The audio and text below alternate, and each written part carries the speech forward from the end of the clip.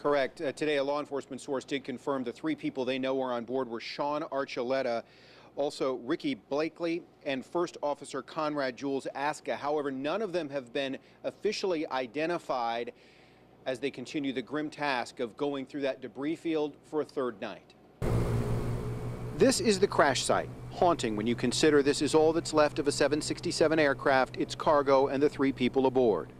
We toured the marshy, shallow site with the Chambers County Sheriff Brian Hawthorne and Robert Sumwalt, the chairman of the National Transportation Safety Board, the federal agency leading the effort here. Well, everything is on the table. What we'd like to do is collect everything that we can concerning the wreck and then start trying to analyze it. The 767, an Atlas Air flight flying under an Amazon Prime banner, was traveling from Miami to Houston Bush Intercontinental when it dropped off the radar and lost communication.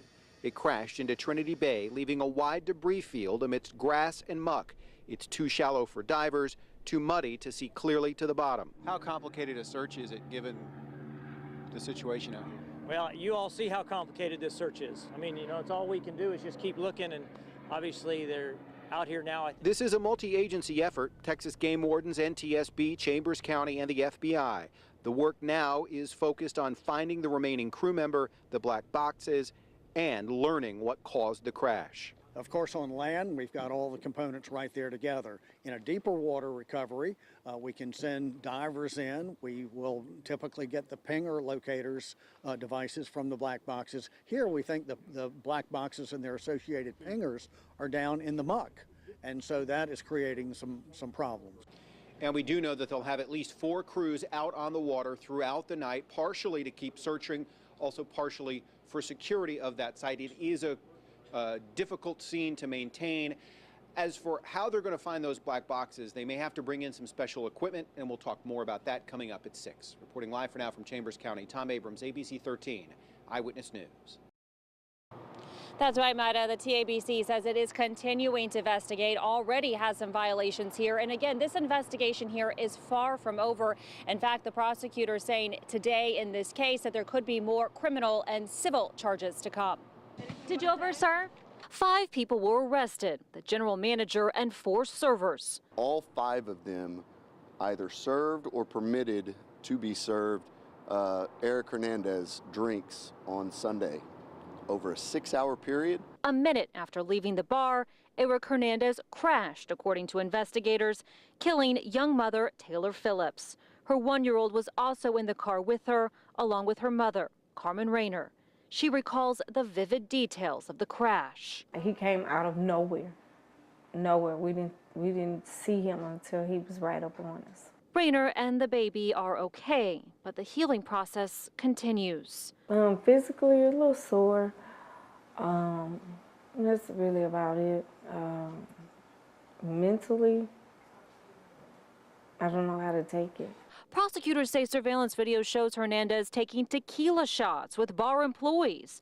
All the while, server Carl Trace isn't even licensed to sell liquor, only beer and wine. And records show a number of TABC violations, including one this year for selling to a minor. Now this family will prepare to celebrate the holidays without a daughter, a mother. The greatest thing she's ever done was have that baby. She loved that, but she was the best mother ever. She cherished him and did everything she could do for him. A loved one, a life taken in a crash investigators say could have been prevented. Marla Carter, 13 Eyewitness News. The idea here is to be interactive, so you can actually step inside of the exhibits, touch whatever you want, and don't forget to take a couple of selfies. Well, that's a good one. Welcome to Whimsy World, a magical place that exists a couple of camera clicks away from Dr. Seuss and a selfie or two from Alice in Wonderland. I've seen a really big shift in like installation art in the last few years. Shift from like the traditional art show with just like paintings hanging on the wall. Houston artist Shelby Nicole is known for her brightly colored paintings and advertisements. But this is the first time she's made her artwork come to life. She's bringing the shapes and the colors and the aspect of her art into life, and she's making it more 3D. So I think that's what makes it different. It's like stepping into her world, and that's why it's called the Whimsy World. Gallery owner Mariah Elise convinced Shelby to create the exhibit. This random girl, I thought, said, "Hey, I like your shirt." And it happened to be Shelby. And I was like, "Oh my God, I've been looking for you the entire time." So we chatted a little bit. I got her Instagram handle. I slid in her DMs. So it's only fitting that Instagram divas are taking over the exhibit. Some even bringing their own photographers to get that perfect shot. They come with multiple outfits. They coordinate with the paintings and the art. They go into our Beyonce changing room. Yeah. You heard right. There is a Beyonce changing room here. She is a Houston native, And we're obsessed. I'm obsessed. I'm like her #1 fan, so I'm not going to get into that. So we're taking you in. What could be more Houston than a Beyonce bathroom selfie? You're in it too. The exhibit is scheduled to close on February 28th, but it might get extended because it's been so popular. We've posted information on our website, abc13.com, on how you can come here yourself. Reporting east of downtown Puja Lodia, ABC 13 Eyewitness News. The lunch crowd is sparse at this neighborhood Cajun restaurant and bar. That's slowed down a lot. Yeah, we had a lot of regulars coming from NASA, and they haven't been in as much. It's not doing much better at this Mexican restaurant down the street. Not crowded at this time, yeah. And it should be. Yeah, this is because be slow because that they shut down. With most of the workers at Johnson Space Center on furlough, nearby restaurants and stores that depend on lunchtime foot traffic are seeing a precipitous decline. I feel so sorry for my neighbors that they get a big lunch crowd from JSC.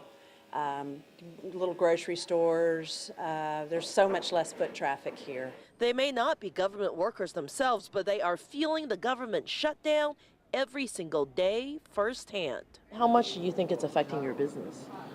Like a 30-40%.